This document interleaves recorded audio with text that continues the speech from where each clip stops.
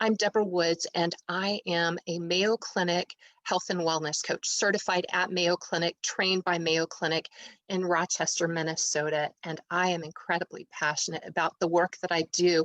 And I want to spend a few minutes telling you a little bit about myself, who I am, what wellness coaching is, what really the wellness profession is about these days, and how it can support people in being healthy and well in all aspects of their health and well-being.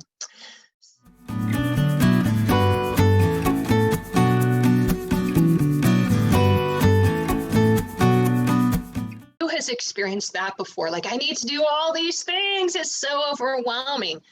So what I would recommend first is just to sort of have like a brain blast where you put it all down on paper, just brainstorm. These are all the things I think I can and should be doing. So you can give them voice. They can be down there. You can see them on paper. I got that out. So you see that list of the things that you want and feel you should be doing. And once you've done that, I just invite you to look at what feels most important right now. Narrow it down to 3. If I could just do 3 of these, which 3 feels most important? So what we're doing is we're sort of giving our brain this opportunity to just put it all out there and have it out there, and then sort of filtering it down, narrowing it down. What are the top 3? And then look at those 3. Do you feel like you can work on all 3 right now? Or is there one that feels most important? So we're at the beginning of April, right? If you could dedicate April to working on this one thing, just one, which would it be? And so then look at that. And at that point, just think about, how can my life be different at the end of April if I work on this one thing now? What might be the benefits? Yeah. So any thoughts or questions on that? Okay. And then the question is, because I think we just, as human beings and maybe living in the world that we live in, we can so easily become overwhelmed by just so much information on the internet and everything, that one of the best gifts we can give ourselves is to just distill it down. So we've found that one thing. How would I like things to be different by the end of April with this one thing, if I give myself this gift? And then what is the thing that I can do related to this week? And then if you need to, just distill it down even more. Okay, so I want to start walking, Okay, how many times maybe do I want to try to walk this week? And I will tell you, what I found with clients is it helps to kind of have a minimum goal, so you can still feel successful. Like, okay, I'm going to get out there 3 times this week, and I'd really like to do 5. So we have this range of success. You get to feel successful if you do the 3, and you just might get out there for the 5. So I think it's just so to summarize that, what are all the things you think you should be doing? What are the top 3? And then what feels most important? How would that change your life this month if you did that and focused on that in April? And then what do you want to do this week?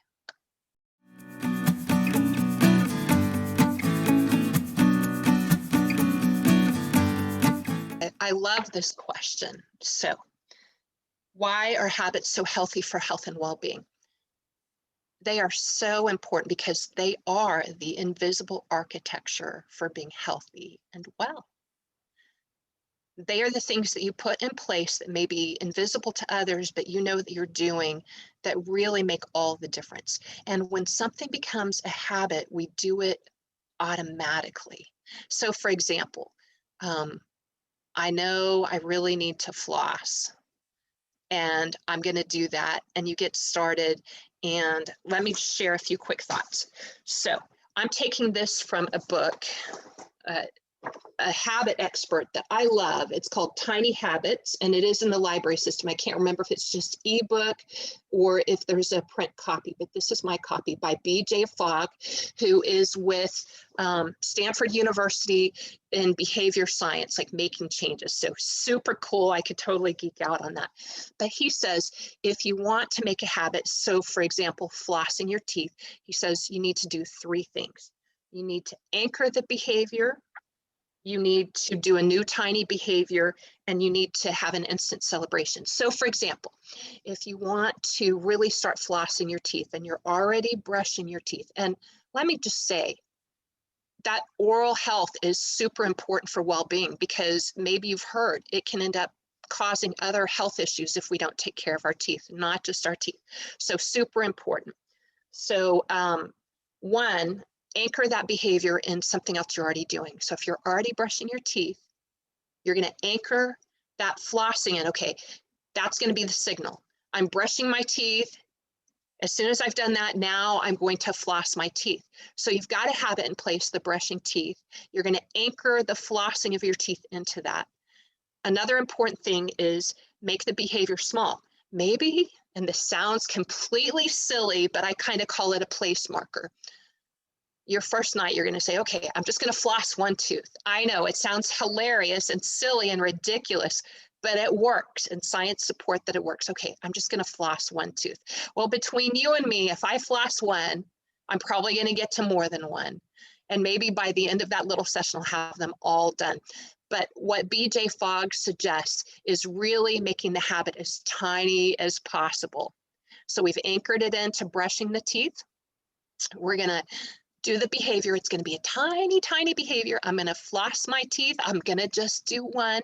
Boom, that's doable. I did it. It didn't take me away from everything else I want to do. It was just 1 thing. So you do the behavior immediately after the anchor behavior. And then the last thing is celebrate. Okay, so it doesn't have to be like a party or anything like that, but just, hey, I did it. Again, dipping into science, even affirming and that self-talk that's positive can make a real difference. So that is really the formula. And if you want to know more, I love Atomic Habits too, by the way. That's another book that's real popular out there right now. But I love this book by B.J. Fogg, Tiny Habits.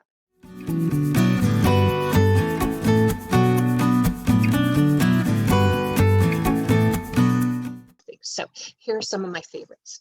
So the first is Intuitive Eating. I'll show you in just a moment. Intuitive Eating, a Revolutionary Anti-Diet Approach by Evelyn Tribole and Elise Resch. And they both have all kinds of advanced degrees focused on this. So Intuitive Eating, a Revolutionary Anti-Diet Approach. And what I love about this book is they really help to school the person who reads it in developing a positive, healthy relationship with food that takes us out of the arena of focusing so much on the scale, out of the arena of calorie counting and being stringent with ourselves, but learning to listen to our body again, really learning to listen to that fullness in ways that are super helpful for going forward, where we can redefine or develop a new relationship with food, and an enormous program that they have around this. But this is the book. And as I share these books, if one appeals to you, it may not be everything in that book. It could be certain things that can be a tremendous help. So it doesn't have to be all or nothing. It can be something in the middle, taking what works for you and leaving behind what doesn't. Okay. And these are available in the library system. Now, here's another one, and I got this one. I checked this out from the library a couple of days ago because the first book by her on this subject is really, it's only available on ebook, and I want to have something physical to show. So this is 50 More Ways to Soothe Yourself Without Food, and it's by Susan Albers, who is a specialist in food, and I think women in particular. And the first book in this series is 50 Ways to Soothe Yourself Without Food. And I cannot say enough good things about this book in terms of so many of us go to food for comfort, For stress relief, we're bored. She gives you this menu of really actionable things that we can do that don't feel stringent, don't feel crazy making. They feel supportive and fun. And again, it's not that we go from, ooh, I'm struggling with food and stress to all of a sudden I'm all better because I read this book. It's really a process of learning and picking and choosing what works for us. So those are two of the books that I wanted to share on dieting and eating, and notice that none of them talked about stringent measures.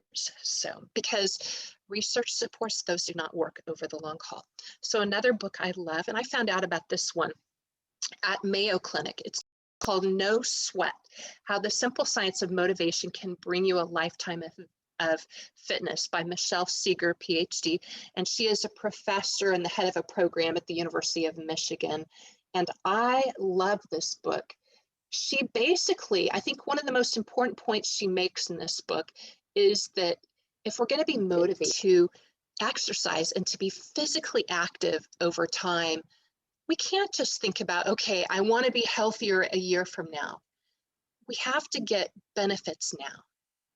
We have to enjoy it now. So she says to look at things that you enjoy doing. I worked with one client who wanted to become more physically active, and we looked to his childhood for the things that he loved and enjoyed. He enjoyed archery, and he took it up again and has loved doing it. She makes some other key points too, and I'm trying to remember the specific things right now.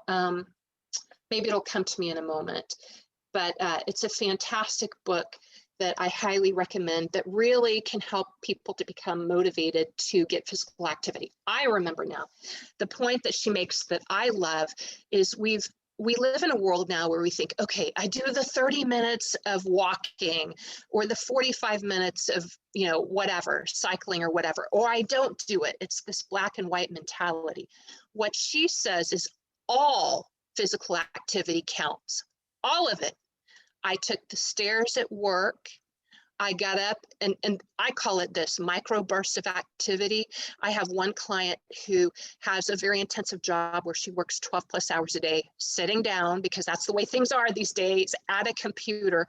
And she doesn't have time for a big, long exercise, but she can do micro bursts of physical activity. So she goes out and she walks for 5 minutes, several times, 5 times during the day. That counts. And that's what I love about Michelle Seeger's work. Look for something that you enjoy, because you're going to be more inclined to do, and something that gives you benefits now. Consider the benefits you get from exercising now. One of the reasons I love physical activity is I just feel better. I think more clearly, I feel more energized, I'm happier. So what are those benefits now? We can think about a year from now, I want to be more fit, but what are we getting now? Because that's the thing that's going to get us out there doing it.